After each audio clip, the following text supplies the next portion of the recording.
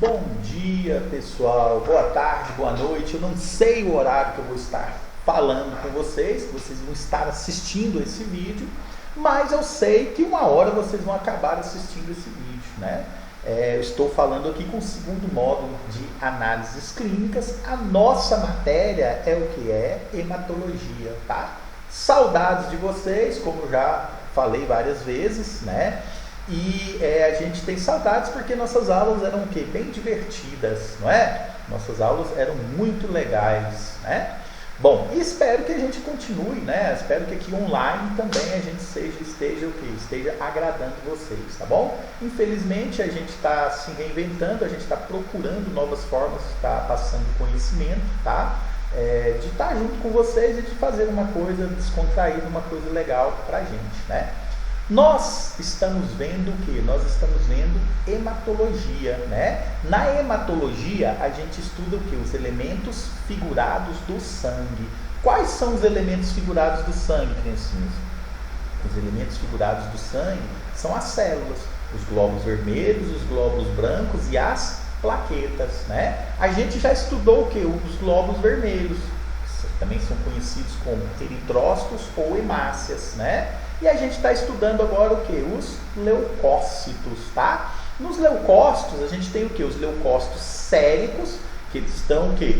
Dentro, desculpem aí, pessoal. Eles estão o quê? Dentro da corrente sanguínea. E a gente tem os leucócitos o quê? Teciduais, que eles saem da corrente sanguínea e fica onde? Fica no tecido, né? Então nós temos os leucócitos séricos, que estão circulantes, que estão na corrente sanguínea, e os leucócitos teciduais, que eles vão ficar aonde? Vão ficar nos tecidos, tá certo? Nos tecidos. Bom, baseado nisso, a gente já viu o que? A gente já viu os neutrófilos, né? A gente já viu o que? Os linfócitos. Aula passada a gente falou dos monócitos, e agora a gente vai falar desse outro leucócito aqui, que é o que? Que é o eosinófilo, né? O eosinófilo, tá bom? Bora começar, criancinhas? Bora, né? Bom, olha só, vamos ler o slide aqui junto com o titio, olha só. Os eosinófilos, também conhecido como acidófilos. Então, ó, eosinófilo ele tem outro nome. Qual que é o outro nome dele? Acidófilos. Por que eles são chamados de acidófilos? Vamos continuar, ó. Aliás, por quê? Deixa eu explicar por quê. Eles são chamados de acidófilos, por quê? Porque eles são corados, quando você faz a coloração lá no esfregaço, vocês viram na prática, né? Na extensão sanguínea, ele vai ser corado o quê? Por corantes ácidos, tá? Então, como ele é corado por corantes ácidos, ele recebeu esse nome o quê? De acidófilos, né?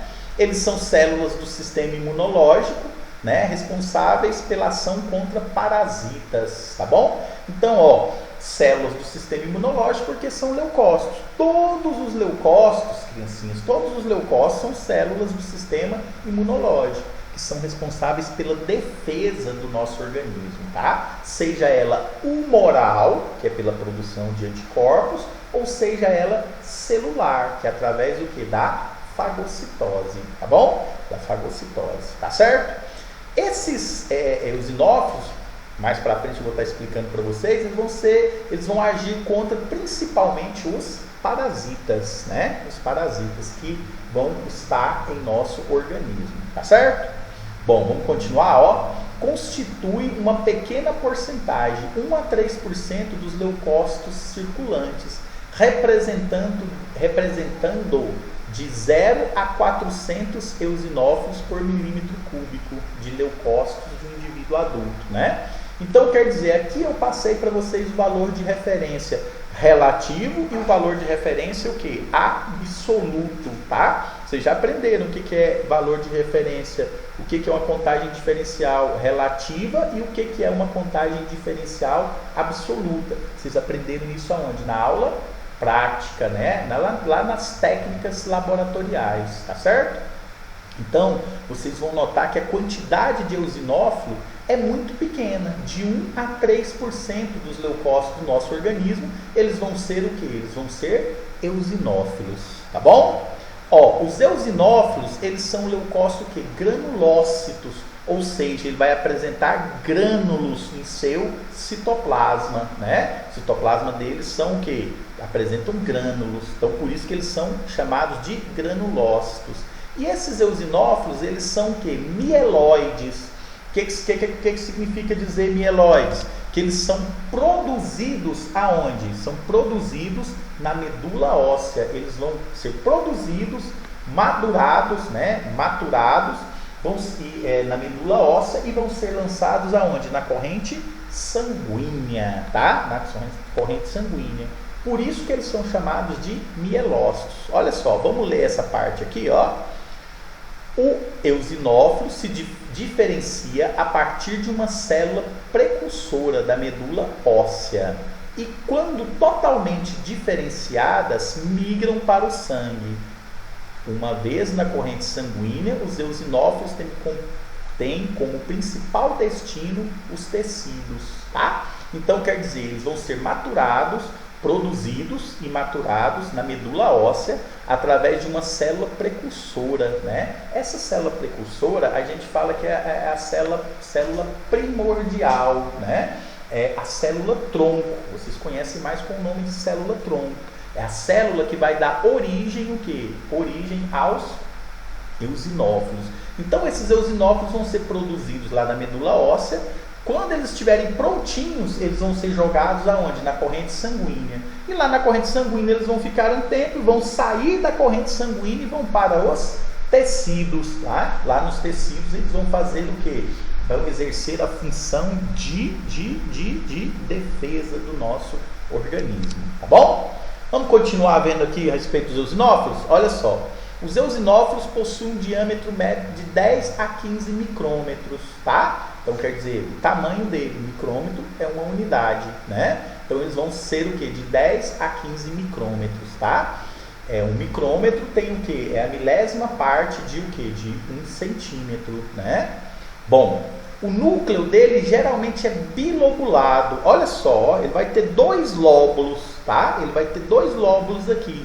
Geralmente o pessoal fala que ele lembra o quê? Um headphone, né? Ou seja, um fone de ouvidos, esse núcleo, tá? Mas a principal forma de você reconhecer um eosinófilo é aqui, ó, nessa terceira parte aqui, ó. O eosinófilo recebe esse nome devido à presença de granulações ovoides acidófilas, que são coradas pela eosina e ou outros corantes ácidos. Então eles vão ser corados por corantes ácidos, por isso eles recebem o nome também de acidófilos, né? E eles vão apresentar esses grânulos no citoplasma. Olha o tanto de grânulos, né? E por corar pela eosina e esses corantes ácidos, essas granulações vão apresentar uma cor alaranjada. Então, quando você observar um eosinófilo no microscópio, você vai ver que o citoplasma dele vai apresentar esses grânulos, e esses grânulos vão ser o quê? De cor alaranjada, né? Eles vão ser de cor alaranjada. Isso vai fazer com que você reconheça que é um eosinófilo, tá? A maioria dos leucócitos você reconhece pelo núcleo. O eosinófilo você não vai reconhecer pelo núcleo, você vai reconhecer por essas granulações, que são granulações o quê? Alaranjadas, que vão ser coradas, né, por esse corante aqui, ó, eosina ou outro corante o quê? Ácido. Entendidos, criancinhas? Dúvidas, criancinhas? Não acabou a aula ainda não, né? Quando eu falo isso, vocês já ficam todos alvoroçados, querendo o quê? Querendo sair, pegando material, chega até cair dentro de sala de aula, que eu já presenciei esse tipo de coisa, né? Não acabou. Vamos continuar aqui, ó. Presta atenção aqui, ó. Olha só que interessante isso aqui, ó. Ao contrário dos neutrófilos, os eosinófilos não são células especializadas para fagocitose de micro-organismo. Esse tipo celular realiza sua atividade defensiva liberando de maneira seletiva o conteúdo dos seus grânulos para o meio extracelular. Ó, como eu falei para vocês, ele vai ter um monte de grânulos. Dentro desses grânulos, eles vão ter substâncias químicas, né? Substâncias enzimáticas que vão destruir os micro-organismos. Então ele não vai fazer o quê? Não vai englobar igual os neutrófilos, né? Que fazem a fagocitose, e nem vai produzir o quê? Nem vai produzir anticorpos igual o quê? Os linfócitos, ele vai liberar essa substância que estão naqueles grânulos dele, né? Aquelas substâncias que são enzimas, são substâncias químicas, tá? Ele vai liberar essa substância e o que vai acontecer? Essa substância vai o quê? Vai destruir o quê? O micro-organismo. Vai destruir o quê? Vai destruir aquele invasor extracelular, né? Que não vão estar o quê? Dentro de uma célula, tá certo? Então é assim que ele vai exercer o quê? A função de defesa do organismo, né? Do organismo, tá bom? Bom, pessoal, olha só. Nós temos aqui essa palavrinha, chama eosinofilia. O que significa eosinofilia? Eosinofilia é o termo usado para o aumento de eosinófilos na corrente sanguínea. Tá? Então, toda vez que eu quero falar em aumento de eosinófilo, eu vou usar o termo eosinofilia. Toda vez que tem essa palavra aqui no final, filia significa o quê? Aumentos. Filia significa o quê? União, né? Grupos, juntos. Então, toda vez que eu falar de filia, significa o quê? Um aumento, né? Quando é que vai acontecer essa eosinofilia? Olha só, em processos alérgicos, né? Em processos de alergia, como asma, urticária, rinite, dermatite, eczemas, tá? Todos esses processos alérgicos eu posso ter uma eosinofilia. Então você pega lá o hemograma. Eu tenho muito eosinófilo. Então eu posso pensar que esse paciente ele está com um processo alérgico, né? Com um processo alérgico, tá?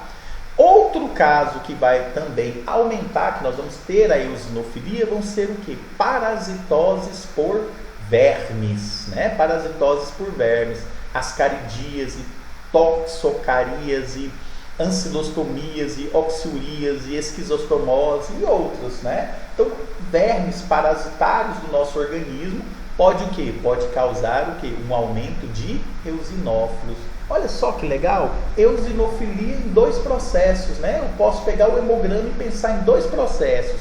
E aí eu vou pela clínica do paciente, né? Eu posso pensar em alergia ou eu posso pensar o quê? Em parasitose, né? Alergia e parasitose. Legal, né? Se vocês estiverem realmente seguindo essas aulas da forma correta, tanto as aulas de técnicas laboratoriais como a aula de hematologia, vocês já estão feras no hemograma, né? Vocês estão sabendo um monte de coisa, vocês já estão conseguindo deduzir uma série de coisas, né? Olhando o exame de hemograma, né, pessoal? Bom, aí a gente tem a eosinopenia, tá? Toda vez que eu tenho esse nome penia, significa o quê? Diminuição, né? Então, eosinopenia é o termo usado para designar a diminuição de eosinófilos circulantes.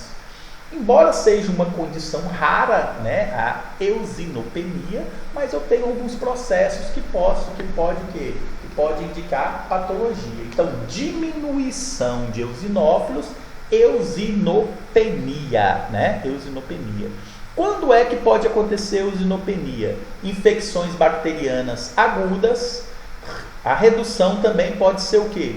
Uma diminuição da imunidade, o indivíduo está com a imunidade baixa, né? E a utilização o quê? De alguns medicamentos que vão alterar o sistema imunológico, como anti-inflamatórios e corticoides, tá? Anti-inflamatório e corticoides. Então nós temos 3 casos de eosinopenia. Olha só, infecção bacteriana aguda, redução dos infecção bacteriana aguda, diminuição da imunidade e também o quê? O uso de algumas medicações, tá bom? Isso aí a gente pode ter o quê? Uma eosinopenia. Quer dizer, eosinopenia é uma redução dos números de eosinófilos. Como eu falei para vocês, são situações o que mais raras de acontecer. Geralmente você vai ter o quê? Você vai ter uma eosinofilia, ou seja, um aumento de eosinófilos, que são nesses dois processos de alergia e parasitoses. Mas eu resolvi também comentar com vocês sobre o quê? Sobre a diminuição do número de eosinófilos. Tá certo, pessoal? Então, aí sim eu vou perguntar para vocês, dúvidas? Algum ponto obscuro que vocês queiram debater? Não, né? Só na hora da prova, não é verdade, pessoal? Então a gente chegou no nosso final da nossa aula, lembrando sempre que nós temos uma videoaula, que vocês estão acabando de ver, a gente tem um texto, que esse texto deve ser o que? Resumido e transferido para o caderno de vocês, né? E questões que devem ser respondidas na plataforma do colégio, ok? Então até mais, criancinhas, um abraço para vocês.